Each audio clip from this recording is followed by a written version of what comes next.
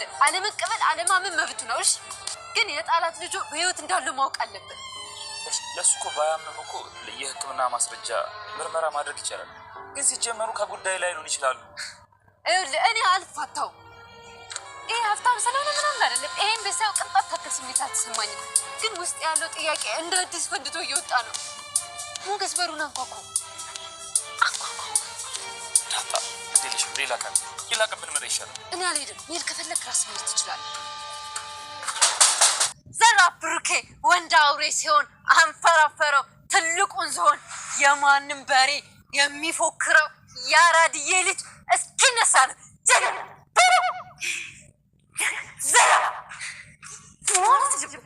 ዘራፍ አካኪ ዘራፍ ጀግና ዘራፍ ብሩኬ ወንድ ቀማት የለም እንደዚህ መቀማት አለ። ንገረው ይሄ ዝሆን ንገረው። ስማኝ በሌሎች ላይ ያደረከው ነገ ባንቴ ነው የሚደረገው። እሺ የጊዜ ጉዳይ ነው። እስኪ እወድሻለሁ በለኝ። ዝና ነው አይደል ያስተማረሽ? እወድሻለሁ በለኝ እስኪ እንደዚህ የሚለው። አልወድሽም። እኔ ግን እወዳለሁ። አየሽ ትክክለኛ ፍቅር እንደዚህ ልትጣል ትችላለች።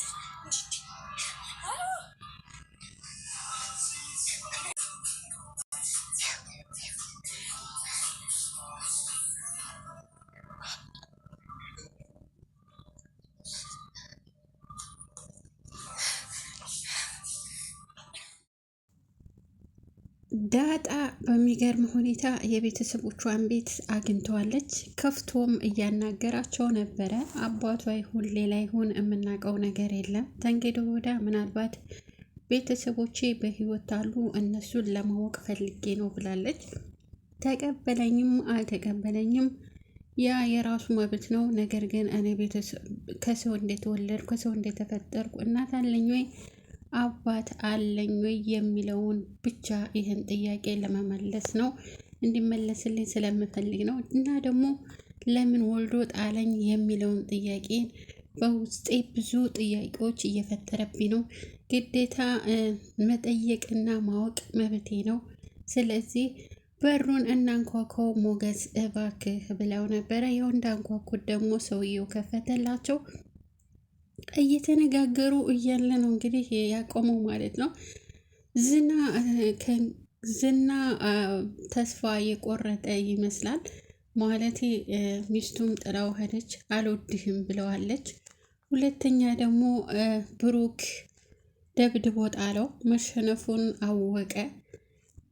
አባቱ ያለውን እንግዲህ ያስታውሳል። ምንድነው ያለው አባቱ? ሁልጊዜ የምፈልገውን ነገር ታገኛለህ፣ የጠየቅከውን ነገር ታገኛለህ። በጉልበትም ሆነ በገንዘብም ሆነ በሁሉም ነገር የፈለግከው ልታሳካ ትችላለህ። ነገር ግን አንድ ቀን አንተ ትሸነፋለህ የሚለው ትዝ ብሎታል እና በጣም በሚያሳዝን ሁኔታ እየተከዘ ነበረ በሚያደርጋቸው ነገሮች። እሷ አልወድህም በቃ ተወኝ በምትለው ነገር እና አሁን ከጥቂት ጊዜያት በኋላ የሚያደርጋቸው ነገሮች ሁሉ እየተሳኩለት አይደለም። ይህም ደግሞ ከማህሌት ጋር ተገጠመ ወዲህ ነው ነገሮች አልሳካ ያሉት። ተንኮለኛዋ ማህሌትና ኢፍራታ እንግዲህ ሌላ ነገር ጠንስሰዋል። ብሩክ በመንጣቱ በጣም ፈርታለች። ማህሌት የፈራችበት ምክንያት ደግሞ ብሩክ በጣም ጀግናና ጨካኝ ወንዳ ወንድ ስለሆነ በጣም ነው የምትፈራው። ያደረገቻቸውን ነገሮች እያንዳንዱ እያስታወሰች ነበረ። ማህሌት ግን የሚሆነው ነገር እሷ ያቀደቻቸውና የምታስባቸው ተንኮሎች ሁሉ እስካሁን ድረስ አንዱም አልተሳካላትም። ሞገስን ለማስገደልና የሚገዛላትን ቤት ለራሷ ለማድረግ ፈልጋ ነበረ። ሆኖም ግን አልተሳካም። ሞገስም ሳይሞት ብሩክ መጣ። ብሩክ ተመጣ ሞገስ አይሞትም፣ ይከላከልለታል፣ እሱ ደግሞ አያስቀምጠንም እያሉ ነበረ ከዚህ ቀደም። ግን መጣ። ከእንግዲህ ወዳ ምንም የሚያደርጉት ነገር የለም። ደግሞ አሁን መሸነፉን አውቋል ዝና። ማለቴ በጣም አንተ ወንድ ነህ እንዴ? ከእንግዲህ ወዲያ ማንም አያስፈራኝም ብሎ እንግዲህ ዝቶበት በቦክስ ብሎ ዘርሮት ሄዷል። የሚገርም ነው።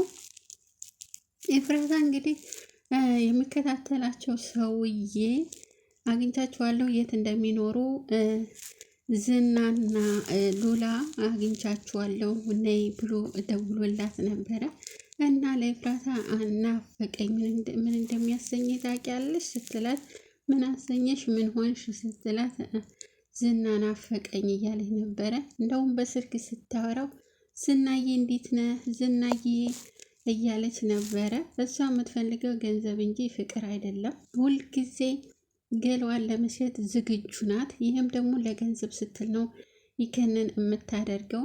ግን ከዚህ ቀደም ብሩክን አግብታ እመቤት ሆና ጨዋ ሆና ፈለገችበት ዘላ ፈለገችበት አድራ ስመጣ ስቆ ተቀብሏት ቁጭ ብላ በሰራተኛ እየበላች እየጠጣች የምትፈልገውን ልብስ እየለበሰች የምትፈልገውን ነገር እያሟላላት እመቤት ሆና ስትኖር እንግዲህ ያው ጸባይ አንዳንድ ጊዜ እቤት ቁጭ ሲሉ ጸባይ አያስገዛም። ተነስታ ሌላ ወንድ አማራት ተነስታ እንግዲህ ለሌላ ገላዋን እየቸበቸበች እያለ በነገራችን ድራማ ነው፣ ግን እሷ ጨዋ ናት። እሺ እንደዚህ ስናወራ ሴተኛ ዳሪ ወይም ደግሞ ሱሰኛ አይደለችም።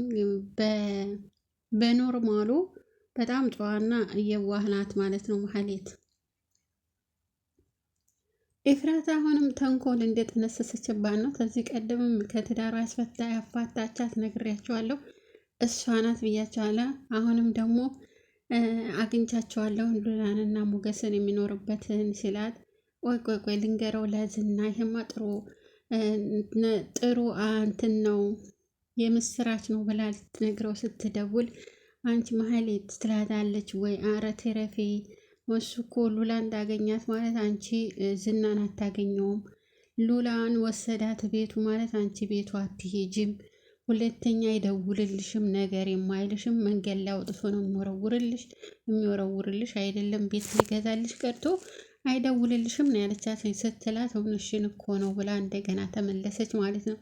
ሆኖም ግን የምታስተምራት ተንኮል ኤፍራታ ናት። ለማንኛውም ነገር ከትዳሯ ጀምሮ ከተጀምሮ ትጨረስ ድረስ ኤፍራታ ናት የምንነዳት ማለት። አንቺ እኮ ጀግና ነሽ፣ አንቺ እኮ ሁሉን ነገር ታደርጊያለሽ፣ አንቺ እኮ ሁሉን ነገርማ ይህንንማ ሳትበቀሉ ይህንንማ እንዴ ሳታረገው እያለች እንግዲህ ይህን ሁሉ የምታስደርጋት ኤፍራታ ናት። ኤፍራታ አሁንም እንደ መከረቻት አልነገረችውም፣ አሁንም አትነግረውም። ግን